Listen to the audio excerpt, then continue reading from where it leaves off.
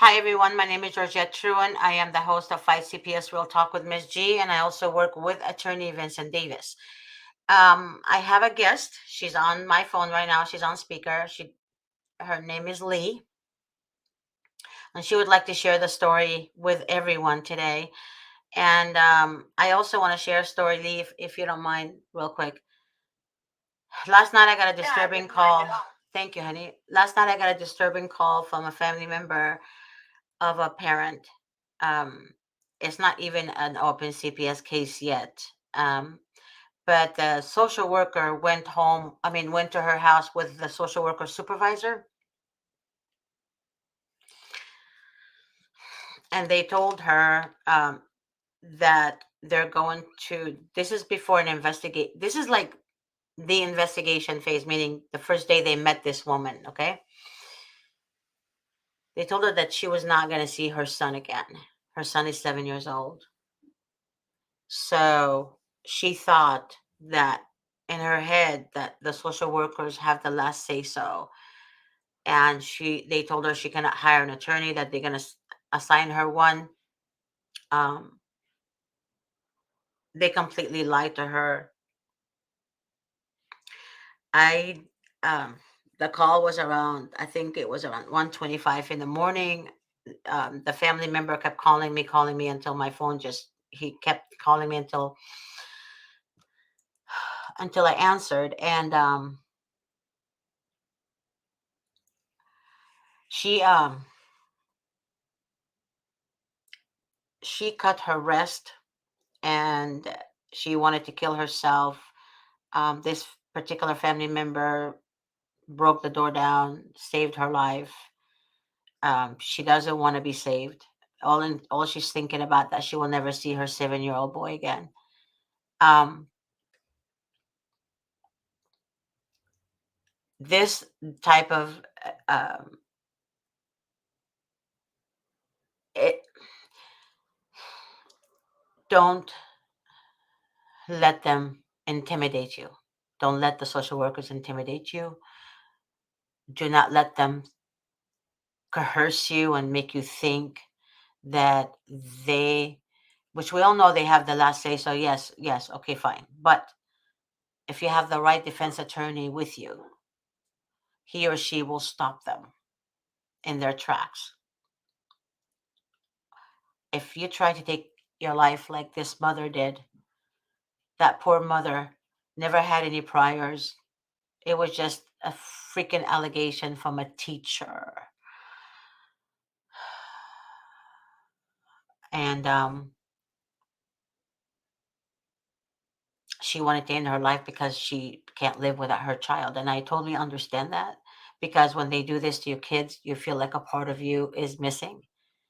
And I deal a lot with a lot of cases that parents I talk to, and I don't.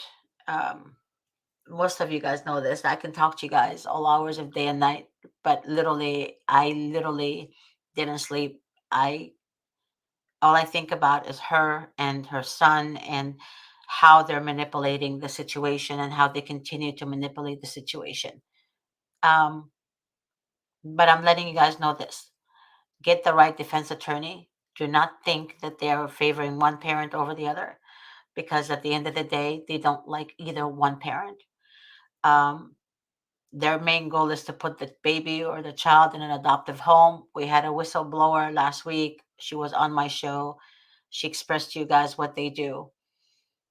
And they usually ask the adoptive home before anything what type of baby they want, how old the child should be. Um,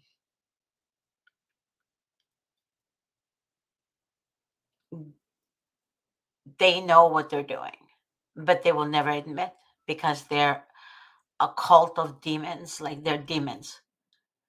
And their main goal is to take everyone's child if they can. And because children are security for them, is job security for them. Without collecting these innocent children from innocent parents, they're not going to be able to keep a job, because they're losers, they're cowards, they can't keep that job. And that's the only job to them that will allow them to mess with people's heads. And I telling you guys, I know you feel like hurting yourself. I know that. I get it. Just don't, because you think you need your child, but in reality, your child needs you more. Your child needs you more than you need them. Okay? Remember that it's your child that needs you, mom, dad, grandma, more than you need them. So please don't hurt yourself. Just do it legally. And I'm encouraging every family member to stand to support the parents. In spite of how you feel, support the parents because they need you, and these children need their parents. I don't care what anyone tells me, children need their parents, especially the mom. That's all I have to say. Lee, I have Lee with me right now on the phone. Can you hear me? Yes, Lee, go ahead. Okay. I hope you guys can Okay. hear Lee. Okay, so my situation is that, I became a known influencer, and that's why I'm using a different name.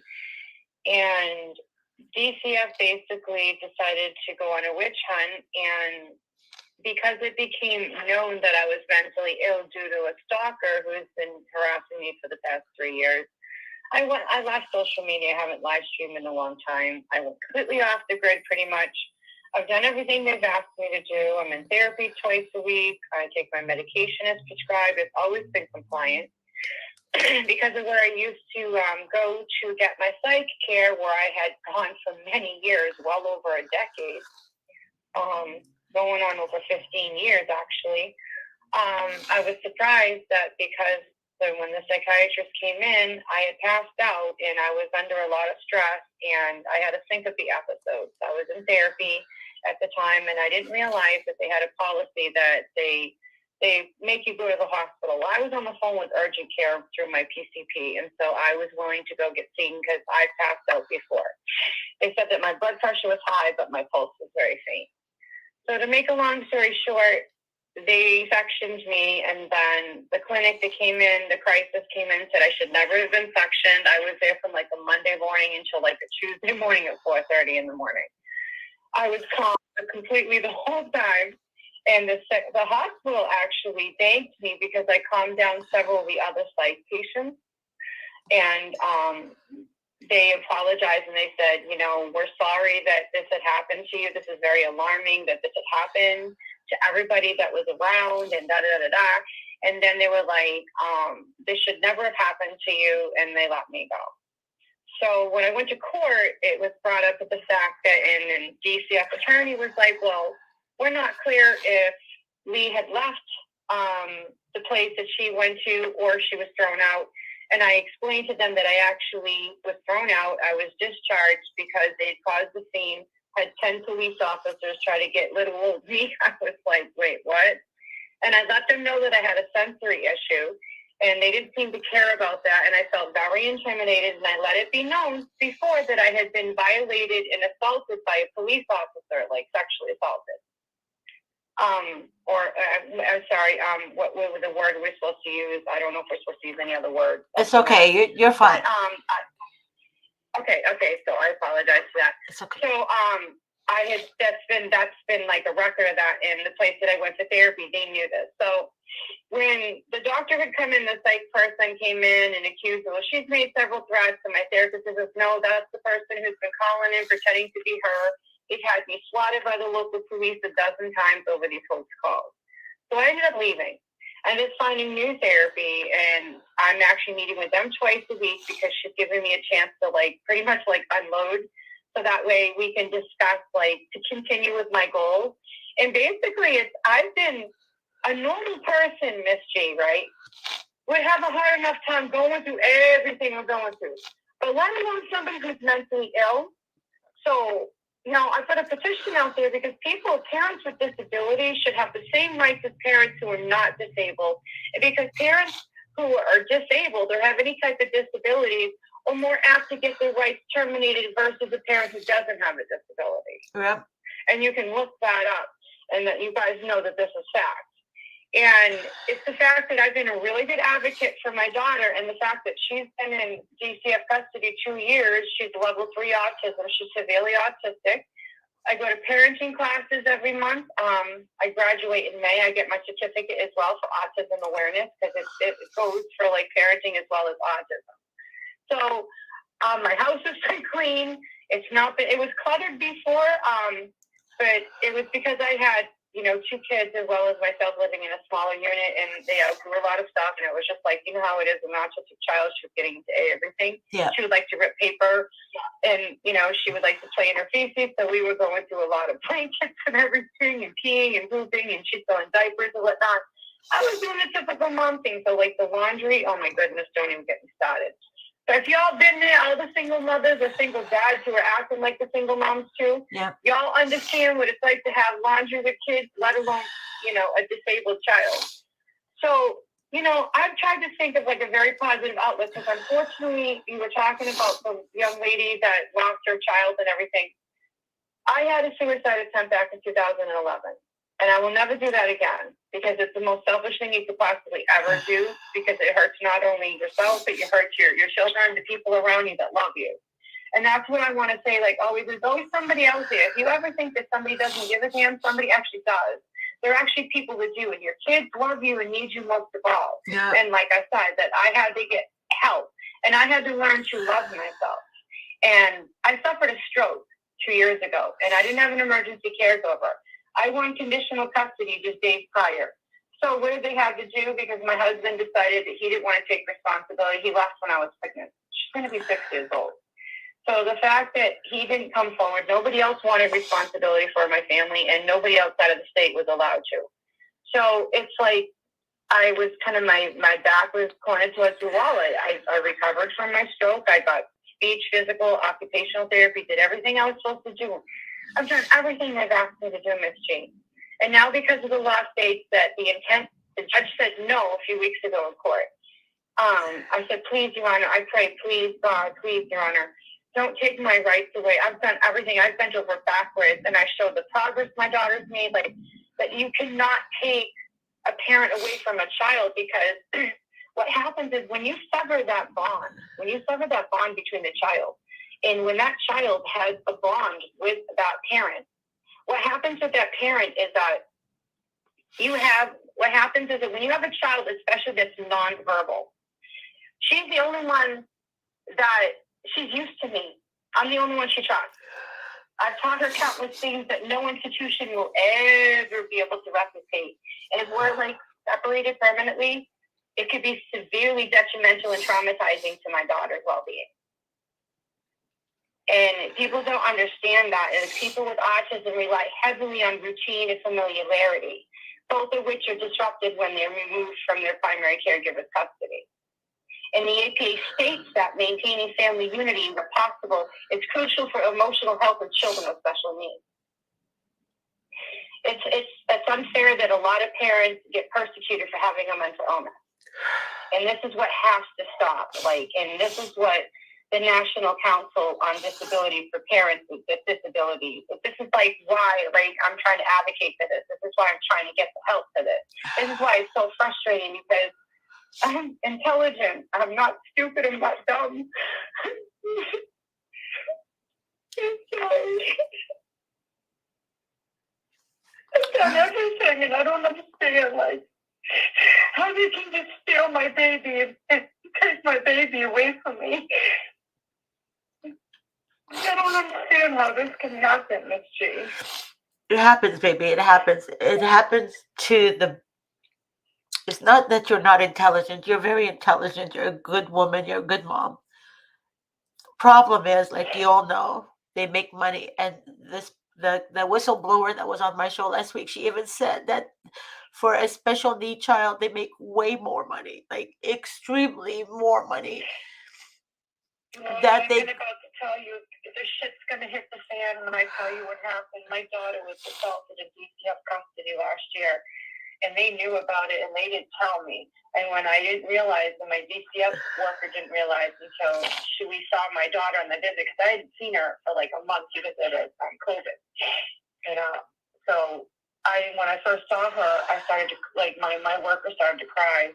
We called the local police department at the DCF office, because it's not in the city she resided in. And they took pictures, and they said, we're not leaving this office until they file a 51A, and they screen it in, and they do something. And I cut my visit short right away and had my DCF worker take my daughter to the emergency room. Right. And her worker was telling her DCF, like my DCF worker's boss was telling her not to do that. And I said, no, I absolutely am going to be calling the police, because they did not file a 51A when they realized she got assaulted. They dug their fingernails. They said somebody with really long nails dug their nails into my daughter's right part of her breast, dug the skin, dragged it up, and also marked her and left scars on her chest. They got bruises and broke the skin. So she had open wounds.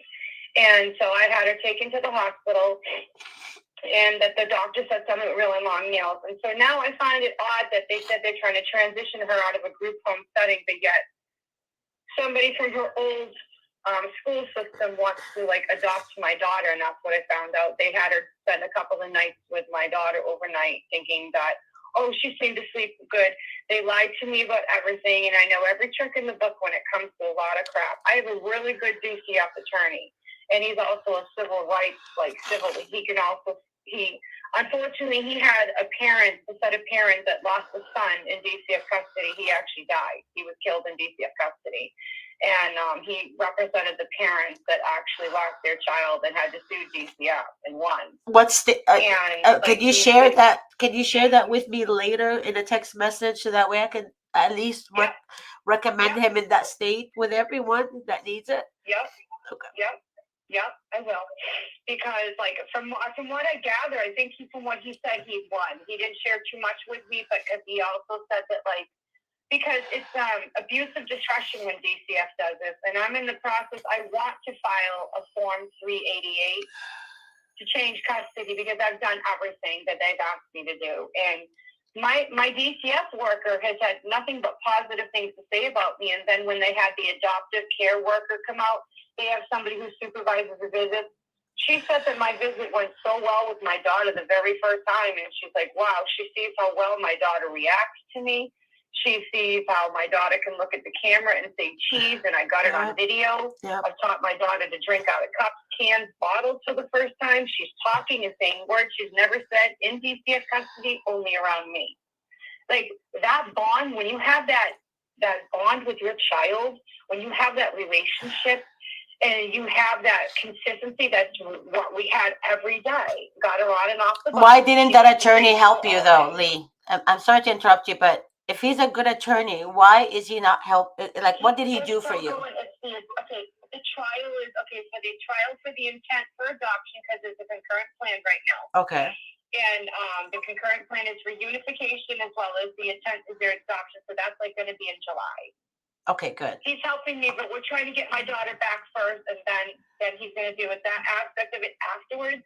But, like, it bothers me, because it's like, you know, they wanted to try to terminate my rights before, because, like, even my lawyer thought everything went well, but for some reason the judge was like, he didn't realize, like, she didn't realize how famous I was. But the judge had talked to my DCF attorney, and he had explained to her that, no, she actually does know so-and-so people, and she's been around these people. She has videos and pictures with these people. She very well knows them. Right. And so, because she thought at first I was living in some fairy world, I'm like, no, I'm actually an entertainer. This is what I do. I'm a singer-songwriter.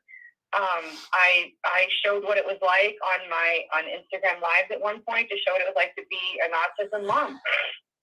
I shared my life. I took my kids to the beach, the splash pad. I did everything fun. Right. You know, like, I ended up getting a medical marijuana card, so they couldn't get me on that. I got a lockbox One time somebody called DCF on me when we just all got over COVID. I was doing laundry, took down the Christmas tree, was waiting for my son to get home from school to move this big armoire that I had. I could not move myself. So I could open up the closet to put everything away. At that time they came, I was cleaning and I started having an asthma attack and I started doing a neb treatment. Right. I had taken my weed tray down from the top of the thing on top of the whole shelf thing that I had because I was cleaning off the top of the refrigerator. My kids were upstairs completely away. And the police had come at that time because my friend, she had an ortho prosthetic put on because she lost her leg, and the guy came in and complained. He thought that if he would complain about that, he would help her get out of the chair because she was stuck there for 6 weeks. The doctor didn't help her. She lost her leg. So he filed a 51A against me, and then he felt bad afterwards. I said, well, it's a little too late. I'm like, they caught me taking down my Christmas tree. My Christmas tree was on the floor. There were Christmas decorations, everything. My laundry was all folded in the baskets. I was trying to put everything away. I'm like, do you not understand that there were 4 of us in the house? We all had COVID. It's life. It's called life. It's life. Life happens. It's like, yeah. You catch me on one day, and I'm like, and it happened to be on the anniversary of my first daughter who passed away. Yeah. Because I was just like, you've got to be kidding me. Like, this is really happening to me right now. And I'm like, you know what? I'm like, I rolled with it, whatever. They told me I had to leave live stream because this person kept stalking me, whatever, and kept calling DCF on me. They said DCF said they've never dealt with like a high profile case like mine because I was very, very well known. No, they've dealt with high profile cases, Lee. Come on. They've dealt with high profile cases. No, not in my area where I live, not in the office where I live. They never have. They've never dealt with this type of, because they had so many calls because of how badly I was stalked. When I got doxxed, my information was out there. Like, you don't even understand. They called my father, and I don't even have any relationship with my father because my father molested me. And the fact that she called my dad because she found out all the intimate details of my life from people who claimed to be my friends and people who wanted their clout, wanted their 5 seconds, made up all these horrible, horrific lies about me. And then sat there and said, you can't rape the willing. I was like, wow. I was like, that is so horrible to say about somebody. Yep. And so it's like I had to defend myself, and it was just like it got to be so bad. And then my name and address got put on dating sites where I was like, wait, I had guys from like POS and Meet Me showing up at my house because they knew who I was because my address was put out there. I'm like, are you kidding me? My last name was put out there, and nobody knew that. I did everything to protect my identity because I've been using an alias for such a long time. Right, but it's somebody you know, Lee. Someone you know. No, it's not somebody that I know. It's somebody who became infatuated, a trans person. Oh, Lord. Trans man who became infatuated with me, who's known all over the world. We're not going to say who it is, but is known for doing this to many people and is wanted in the UK too for the same thing. Wow. So, like, I've done everything I can. The police have slaughtered me a dozen times. They know this person who's doing it, but they say because this person lives out of state, they refuse to do anything about it. Right. So that's why I left social media, and I lost a huge amount of my income because of that. It's a violation of my rights because it's the freedom of expression, freedom of creativity. I was pretty much the whistleblower telling on everything that was going on because the city that I live in, they're related to the city mayor, and when I filed police misconduct, they didn't do anything about it. And then NBC News ended up writing a story about it, and it was all over the news in August of last year. See, I think I know who you are now. I think I know who you are. Oh, God. It's okay. No. It's okay. No. It's not a bad thing. It's just that the thing is, when you speak the truth, they want to silence you.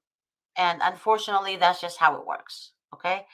And they will make sure they destroy whoever or try to destroy whoever exposes them. You understand? And when you exposing, they had Kevin Hart block me, Rotimi, Kendra G Media, because this person kept tagging him and saying I was a registered sex offender and a pedophile when I'm neither. I'm like, you have my social security number. I know you ran it because this person got a hold of records for my children that are underage using my social security number, which is illegal, and put my court documents and my son's settlement out there for everybody to see. Oh my That's against the God. law. And DCF didn't do anything about it to protect it. So when my daughter went in DCF custody when she got assaulted last year, I said, why aren't you going to do anything about the 51A and 51B that was filed? Oh, we're not going to address it right now. Well, I went to the police in the town or the city that she used to live in, and I let them know. They said, well, we're going to ask the district attorney to see his office to see if what they're going to do about this, because DCF said they did an investigation. I said, DCF said they couldn't support the allegations. You know why, Ms. King? They said they couldn't figure out if it was the school or the group home that assaulted my daughter. I said, that's when you get the freaking police involved and they do a criminal investigation. What are you, dumb? No, it's they don't do investigation. I'm not sure how people think they actually do conduct investigation. They don't, because they really don't, because all the reports are completely contradicting. Right. And then I called them up. Yeah, they don't do investigation. They don't do thorough investigation. They make you think they're doing investigation. They make the court thinks they're doing investigation, but the judges are so used to the money coming in, they don't care anymore. They used to, maybe years ago when I was young. I don't know, maybe in 1970s, in the 70s, but no, they don't care. Right now, you got judges who are being reelected, who are scumbags, who care about nothing but money, and social workers. This judge is different. She's been fair. She's been really nice. And you know what she said in court, Miss G? She's like, wow, a lot has changed. She was actually proud of me. And DCF is proud of me, too. But that's why there's a... So when DCF said the goal is adoption, I said, wait, what? And my lawyer was like, huh? I was in shock because it was reunification. The judge said, no, there's a concurrent plan. And I thought the concurrent plan means that she was going to be home before the child, but the intent was to adopt it. But this is not right, because she was supposed to be home in September of last year. Right. And it's like, she ended up getting lice while she was in school too. She has hair to her butt, and they wanted to cut it. And I'm like, you gotta be kidding. I'm like, I never had problems with her hair. What they don't realize is when you have consistency and you have a routine with your child, when she was in preschool, right? She started preschool on her 3rd birthday. She was off the bus. She wouldn't have these fits where she's screaming because she had this separation anxiety from mama every time she leaves, and then she has to leave her toys because she's autistic. Yeah. She leaves her mama. She leaves the toys. They don't have a textbook with her when she's supposed to have that to communicate at all times. That is another thing I brought up multiple times. They didn't have the brainstem hearing test to get. I had a 51A filed against me while she was in my custody, but I was trying to get it done with the laryngoscopy. I had a second opinion done in December of 2021, and they told me in February of 2022, said that she didn't need the laryngoscopy, so I was trying to get the brainstem hearing test done because we were going to try to coordinate the surgeries together so she wouldn't get put to sleep, 2 different times.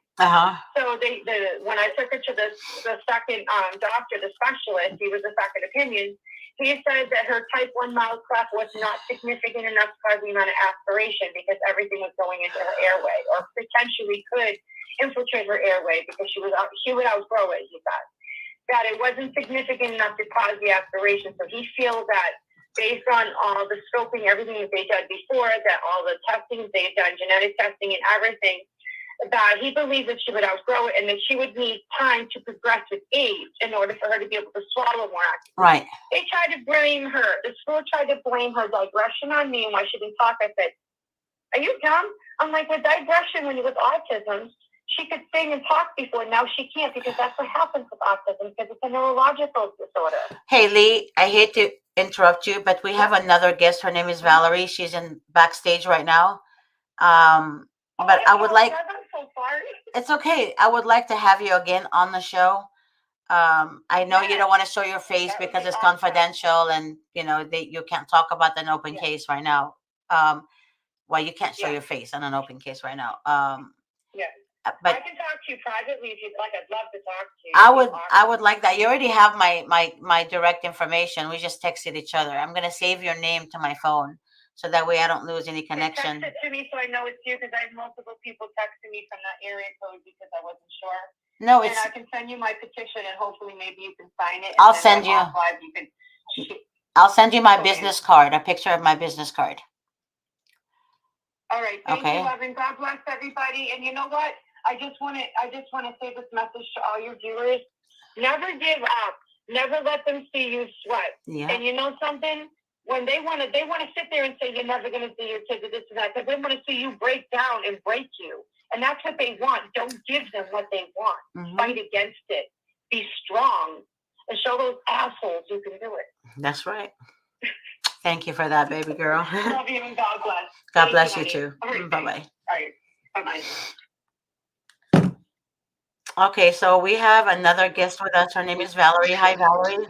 How are you, Miss G? I'm good, baby. I'm so sorry it took longer than I thought, my love. It's okay. It's good because my phone was. I was in the car and my phone needed to cool down. And Not a there's a problem. reason why I'm in the car. So I want to give you an update on what's happening with Nathan. Yes, please go ahead. I'm gonna give you all the, I'm gonna give you the floor, baby girl. I'm gonna remove myself, but I'm gonna be backstage, okay? Okay, it's gonna be a little loud because I'm at McDonald's and they're playing music in the background. But February, well, December and January, Nathan was in the hospital. I asked for help because he's 24-hour nursing care. He is also autistic. I really like the fact that your guest was on the show because she has a special needs child, very similar to Nathan. Nathan has medical needs on top of that. That's why they took him. They said, I don't have any nurses. I'm like, okay, that's why I'm asking you for help so he can get nurses to go home. They never coordinated the care. They stopped talking to me and took him. So now we're cut back a year from now. And I haven't seen my son in about a month. They went back to not letting me see him again. The reason now is they saying they don't have nurses. So it's very perplexing that you took this parent's child because they didn't have nurses and now you don't have nurses. So I can't see Nathan. I do call the police to do welfare checks on him to ensure that he's safe and he's alive because my son is nonverbal. I'm not sure how I would be able to make sure that he's okay. Um, February 26th, no, February 25th, I got a call from the caseworker that one of the nurses that supposedly doesn't work with him anymore beat him in the shower with the shower head because my son pooped. He's incontinent. He pooped, and they were getting ready for a visit, and he had to give him another shower and change him again and change his clothes. He was upset and beat my son. When I told the cop told me there's nothing he can do because the nurse is able to defend himself. But I asked the manager of the group home, and he said Nathan wasn't having a behavior. He wasn't doing anything. So I don't know. It got swept under the rug. I don't know why. Not sure what to do about that. Um, I was able to have my visits afterwards. They said that nurse is fired. I had another appointment for my son that they never told me about. I happened to find out because the office called me and I went to the visit. First thing I noticed that Nathan was soiled and they were refusing to change him. They went in the bathroom and changed him and came out. He was still soiled. He had urine down his leg. The doctor that was trying to give him care is a pulmonologist. And he's like, well, he's still soiled. So he was trying to do his vitals, so that he was soiled, so he stopped. Before the visit was over, the nurse went to the front desk and said that I don't have custody, which is not true. I haven't had a termination of my parental rights. So I don't know why she did that. I've had a lot of issues with these nurses, saying lies, saying that they don't like me, making it really difficult to see my son. But wait, just to let you know, Valerie, they protect the social workers. Nurses protect the social workers. I can't Mhm. explain this. I can't emphasize this enough. But go on, baby girl. So when I went to court, while I was in court, literally the group home owner called the caseworker while she was in court and said, "Oh, he can't go to his appointment today. There's not enough staff." And I turned to him. I said, "This is an excuse all the time. Nathan's missed over 100 of medical appointments that I know of. The ones that I know of. Imagine the ones that I don't know of." And he said, This is a new judge, by the way, Miss G. I was blessed with a new judge. That woman judge is gone. I prayed one time. I said, God, I don't know what to do. I don't know what you can do. That's all I said. That woman judge is gone? That woman judge is gone. The one that would just, oh, the one that was evil. She's gone. She got so scared. She's literally still in the building and she's still a judge, but she got so scared of my case because I was like, I said in court, I said, I don't know what to do, but this is starting to get criminal and I don't know what to do. I said, you told me not to have fear. Don't threaten nobody, but don't have fear. I said, this is ridiculous. I can't do this anymore. And then the 2 months later was next court and she was gone. I had a man judge. The first thing he said, this is ridiculous. I agree with mom. You got to find a new placement. I'm giving you 6 weeks to find a new placement. But the caseworker is not looking for new placement at all. He's done with this group home. And she's literally like dragging it. She made them sign a safety plan that they're supposed to let me see my son. Soon as they signed it, I can't see him no more. So I promise you, as soon as they signed the safety plan saying that he's supposed to go to his appointments, he's supposed to let you see mom, he blah blah blah, putting everything back in check, and she thought of that on her own. The caseworker thought of that on her own. You guys need to check if they have oath on file. Stacy was, If they have what on file? oath on file. Oath Stacy, on file. yeah, Stacy was speaking about this several times on the show. She's a very good friend of mine, and she co-hosts with me. She's a physician assistant in New York, and she always says make sure that they have oath on file because she did a lot of checking on her case and other people's cases, other parents' cases in New York, and most of them don't have oath on file. Okay, so make sure that you check the social worker's name. Go back to, I think a week ago, Stacy mentioned it when I had the whistleblower on the show. Also check, I think she mentioned it if I'm not mistaken, but check to see if they have oath on file. It's very important. If they don't have oath on file, maybe they have no standing. So I told her, I said, have you found a different? No, we haven't found a different placement. I told her straight up and down in front of me, which I'm gonna follow up with an email to everybody. At least I can have something in writing. I'm gonna tell her, like, if the judge said he has to have a different placement and you can't find a different group home, you can put him in the hospital. He don't have no nurses going over there. He's not going to his doctor's appointments. We never got a list of doctors from the group home. We never got a list of medications from the group home. Never. He's been gone for a whole year. No one can tell me why I don't get notified about the appointment. If I do get notified, it's last minute. And I told you, Miss G, that's how I lost my job. Yep. I was calling off of work to go to the appointment, and then he wouldn't even show up. It was chaos. They want you to lose your job. They want you to lose your job. So I don't know. I'm gonna have to file something in court. I'm gonna have to ask her what steps did she do to ensure that he can be in a different group home. And if she doesn't email me, I'm gonna have to give it to court and say there was no response from this group home. I mean, from this caseworker. So I found the missing appointments, some of them. I'm gonna write them down tomorrow. I'm going to the courts, the new ones, and I'm gonna drop it off in court. I'm just gonna say, hey, I need to put this on my file.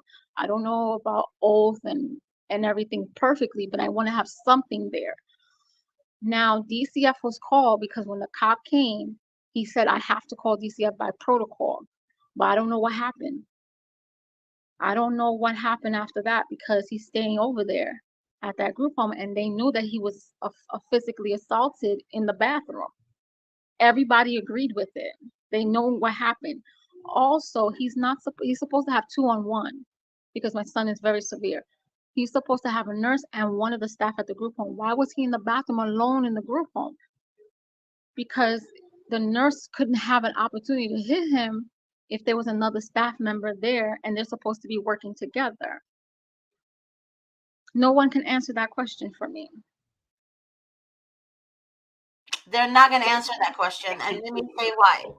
The reason they're not going to answer that question is because, again, they want the child to be destroyed to the max. And so when they go to court, I guarantee you 100%, they're going to say that's how they got the child from you to begin with.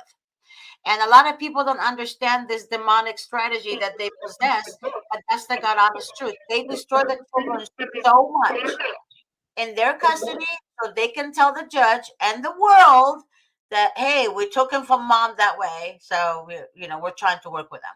That's exactly what happens. Get your files, you guys. Freaking get your files, and you'll know what they say about you in court. I'm not making this shit up, and I'm sorry, but it's the truth. That's why they do what they do. So go on, Valerie. So I just left an IEP meeting for Nathan. They said several times that they are concerned about Nathan because they can't get a hold of the group home owner. He has a helmet because he hits himself. They said several times he's brought to school with no helmet, and he's hitting himself, and they're very scared. They're like, he has to protect his head, but we don't have the helmet. They call and call to retrieve it, no answer. Oh, shoot.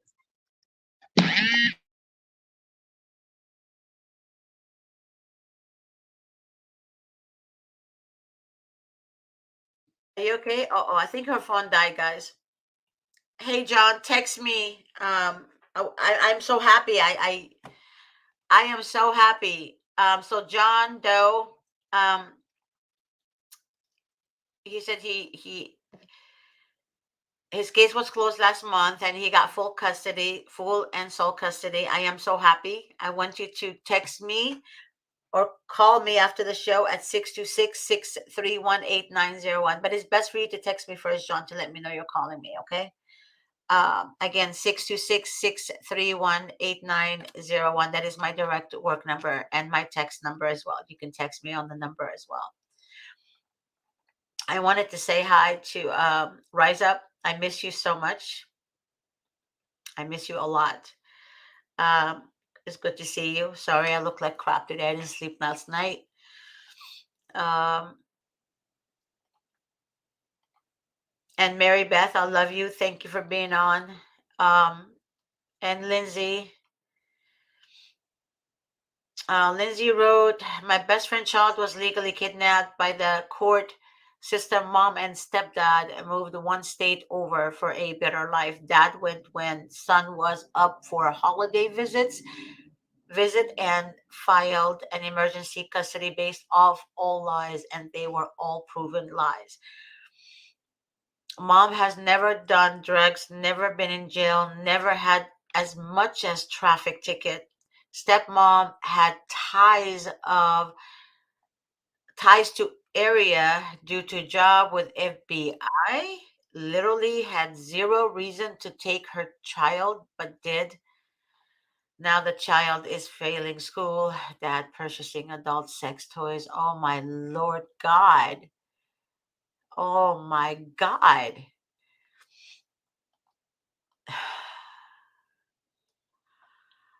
Lindsay, I believe you and I spoke before. I'm not sure, but your name sounds so familiar. If you still have my number, text me at the 626-631-8901. Again, 626-631-8901. I do remember speaking to you, but I could be wrong because I'm getting old, you guys. Could be wrong, but I do remember that name. But anyways, if you still have my number, again, text me. If you don't, it's 626-631-8901. I would like to know a little bit more about this. Of course, I like to know what county, but don't put the county just or the state. Just text me to call you, and we'll go from there. John, I'm so happy for you. John said, I put God first and he put me first against all odds. I'm telling you, John, you watched my shows for a while. Put God first. God always comes first. And I'm telling you the God honest truth, you guys, God answers prayers. The only one that tries to put chaos in your life and make you think that your problem is bigger than what God can handle is evil, is demons. Demons are the only ones that do that. And they just want to discourage you and separate you from what God has for you. Again, God is faithful, but you have to be faithful to God. He's not going to come to you. You have to go to Him. Remember, He redeemed us. He saved our sins by sending His Son. So you guys have to understand, we go through Him through Christ. Okay? So for those of you who are Christian, understand what I'm saying. I'm praying for all of you guys.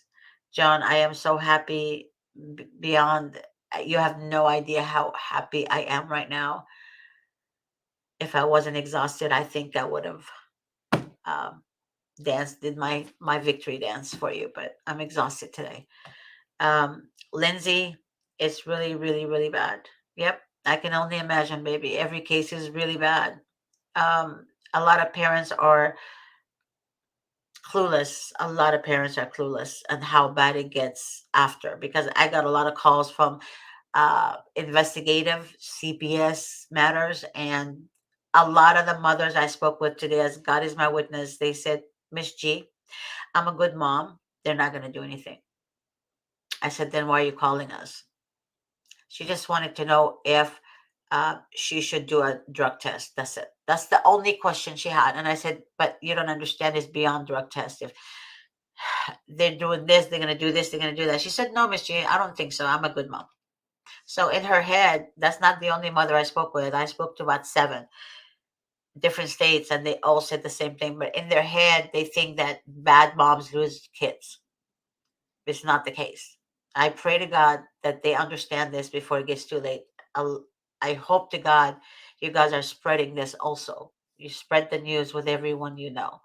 Even the ones that don't have CPS cases, save them, because at the end of the day, you just don't know what's going to happen. You don't know what's going to happen to your neighbor. You don't know what's going to happen to your best friend. You don't know what's going to happen to your family members. You just don't know. So bring awareness now so that way they understand what to do. God forbid if something happens like this to them or to their significant others. Um, Lindsay and John, you guys have my information. Again, 626-631-8901. If you guys need to get a hold of me, please text me your full name and ask me to call you, and I'll be happy to call you. If I don't call you right, if first of all, I'll always answer you guys, say, okay, I'm on the phone, I'll call you back. Um, but I always call back. So if it's late, I still try to call back or text you and let you know it's late. But if you're up, I'm up. If you want to talk, you can call me now. Usually, a lot of people know this about me. Um, and rise up, give me a call if you can. And Aurora, I wanted to answer you real quick. And then Bad Girl Web, I'm gonna answer you next. Yes, the show started late today. I'm sorry, baby. Sometimes I'm on calls, and unfortunately, I can't push somebody away because I have to do the show. So I try to accommodate them and help them as much as I can. Sometimes that's why sometimes my show starts late. Okay, just to let you guys know. Bad Girl said, these creatures, they make you want to end your life. They make your kids' future. Yeah, yeah, but you cannot allow the devil to win though, because your life doesn't belong to us. I mean, to you. Our life doesn't belong to us. It belongs to God. He gives us life. He takes us where he needs us. So don't allow the demons to get to you like that. But I understand what you're trying to say, bad girl. John said, once CPS has your kids in foster home, they will try to adopt your child, even if the best parent in the world, that's just their game. Absolutely correct. John, I miss you. I haven't seen you around my shows for a while, but it's so good to see you again. Yes, and he's absolutely correct. John is actually a great dad. Okay. So most of you guys don't know who he is, but I do. But I am so happy because I did follow his case for a while, and it happened. It really, really happened. He got full sole custody. And a lot of you guys, again, I'm going to repeat this, make sure that they are, um, um, they have an oath on file. Make sure that your workers, your district attorneys, whoever is involved, the attorneys, everyone has oath on file, judges and all this. Okay. Stacy was emphasizing that the other day. What does Barry said, what does someone do after completing original case plan under 3 months time with all the stipulation? Home vehicle, got shot and got stabbed and robbed, being made to seem out to be monster. uh with all stipulation, home vehicle, got shot and got stabbed and robbed, being made to seem out to be a monster. Are you saying you got shot, honey, or you got robbed and CPS is out to make you seem like you're the monster? Is that what I'm understanding? Just let me know if I'm literally understanding this correctly. Um, if you guys have any questions, or if you guys want to make a call on my shows, like Lee did. If you want to do that, you're more than welcome. Again, you can email the show producer, I mean, sorry. Oh my God, her name is Grace, and her email address is Grace at vincentwdavis.com. Again, her email address is Grace at vincentwdavis.com. That is the show producer. You guys can always email her and say, hey, I want to be on Miss G's show, but I would like to do it on the phone via phone call. Okay. If you want to appear in person, I mean, in front of the camera on video, you're more than welcome to address that to Grace as well, so she is aware. And I'm okay with that, you guys. But again, Barry, let me know um, if I read your question correctly. And again, Barry, my direct number is 626-631-8901. That is my direct number for the office. You can text me or call me at that number. But again, text me your name first so I know who's calling me when I save your name to my phone. Okay? I have no problem with that. Um,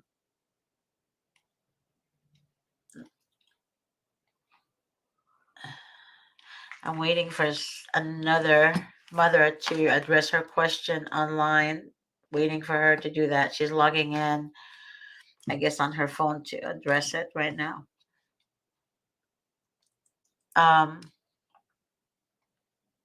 so I want to just touch base on a few things real quick before I end the show, you guys. Do not allow the social workers to say to you that you're losing custody. They're not, that's what they want. Remember, whatever comes out of your mouth, you want to make it, you're going you make it happen. Demons know the law. Whatever you attract, you're going to bring to the table.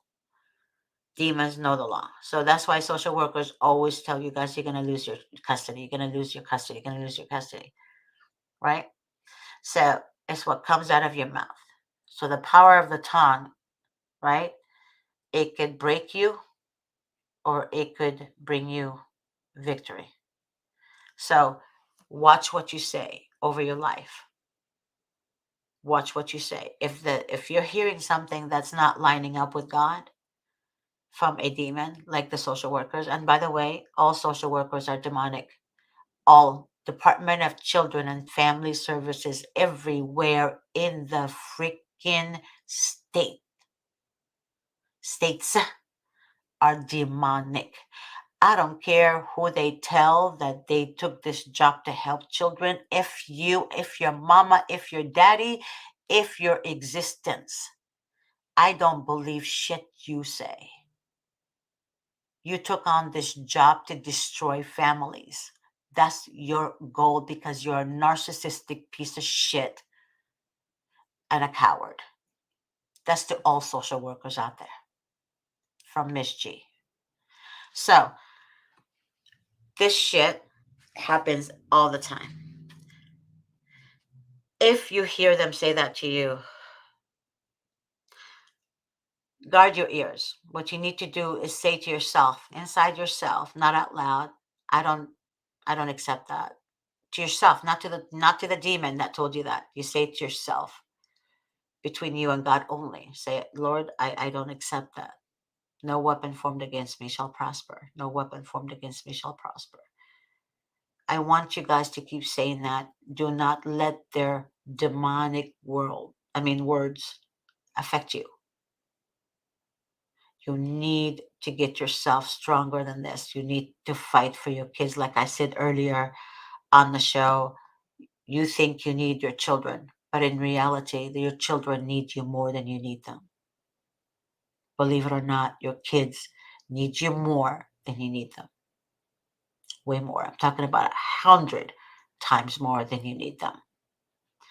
So, doesn't matter what the social worker tells you. If they tell you that your son doesn't want to see you, if they tell you your daughter doesn't want to see you, whatever the case may be, it's not true. You do not accept that.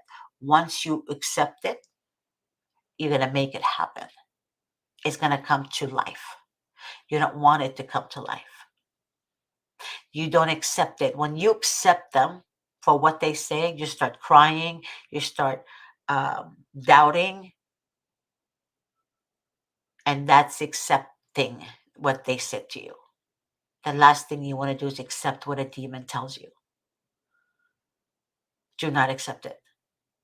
There's no weapon formed against you shall prosper. You guys have to understand how the psyche of a narc sociopathic works. In order for them to conquer, they have to divide you from everyone else so you can be alone. So they can attack you however which way you want because you feed on to their narc supply, meaning you become their supply to give them more power control, right? Because they're cowards and they're empty inside. So they want somebody they can pick on, right? Because you feed onto their power to give them more power. So don't give them that. Don't give them that. Don't give them that food that they're craving so much. Take that power away from them. Know who your God is. Know how to communicate with God. And don't ever feel defeated. You are victorious. You are redeemed. You are strong. God made us strong. But you have to strengthen your faith in ways that never before. And you have to keep your faith, whether it's bad or good, that's happening to you. Because I wouldn't want somebody to love me 50% of the time. I want somebody to love me 100% of the time. God deserves that. God deserves our 100% love, not 50, not 25, not just when we're happy, when we're sad. God needs our attention all the time, and He is faithful. So you have to show your faithfulness to your Creator.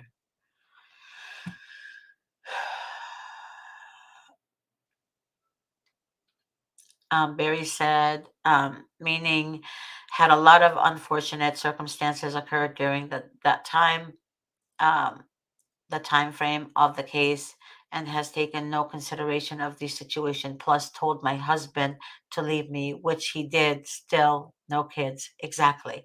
They separate. I just mentioned that earlier, baby girl. They separate, they divide. That's what a narcissist does. They separate you, divide you from your family so that way you have no support. It happens everywhere, you guys. It happens at the workplace. It happens if you have a family member like that. It happens among your friends if you have a friend like that. So pay attention, you guys. This is not a fantasy. This is not a fake story. This is some real life shit. Okay. Barry added, this is only the tip of the iceberg, and Barry felt Ballistics is my stage name. My name is Chloe. Hi, Chloe. I love the name Chloe. Mary Beth said, "Your prayer show is awesome, Miss G. I have gotten so much closer to God and Jesus because of all this." I love you, Mary Beth, so much. Thank you so much for that. Makes me actually want to continue more. Mary Beth added, "Yes, I am spreading the news about how evil and corrupt CPS DSS is." I don't know. Sometimes I want to call it fuckis, you know, we should call it like, I don't know. It's just, it's freaking sad. Um, Valerie's back on, but Valerie, we're kind of running out of time here, baby girl. Let me ask Grace if there's another show after me today. Is there another show after me? If she says no, Miss uh,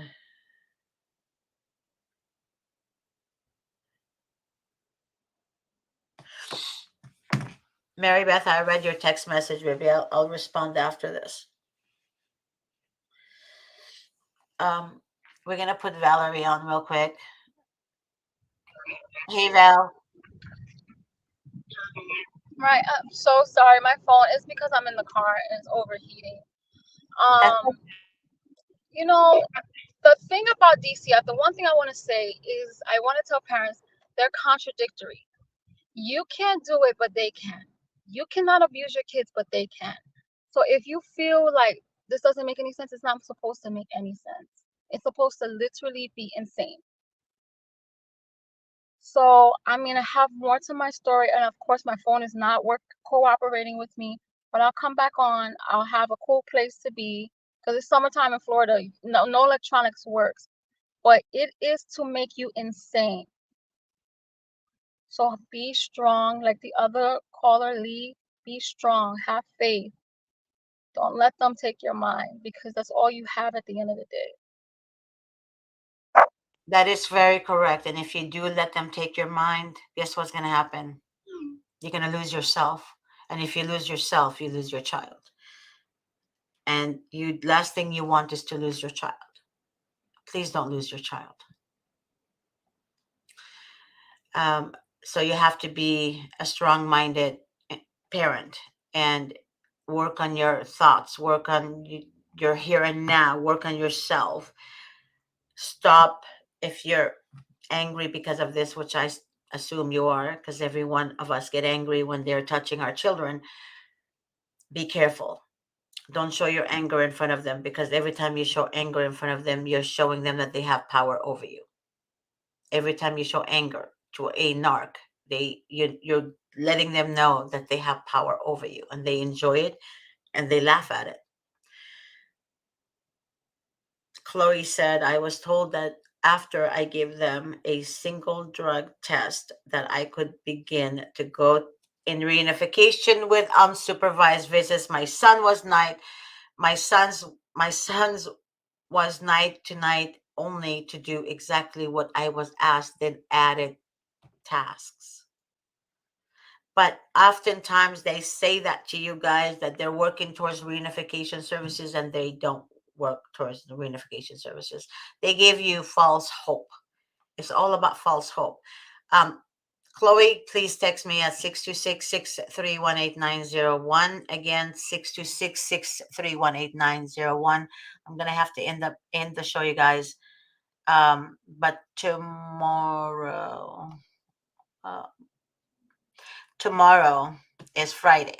So tomorrow is Relatives Fight CPS. Please, if you're a relative, you're a grandmother, grandfather, aunt, uncle, best friend, godmother, godfather, older siblings, and you are fighting a CPS case to try to get your cousins or nieces or grandchildren back, please contact Grace via email at grace@vincentwdavis.com. Let her know you would like to be on the relative show tomorrow, which starts at 1:30 p.m. Pacific Standard Time. or you can text me directly at 626-631-8901 and request to be on the relatives show tomorrow.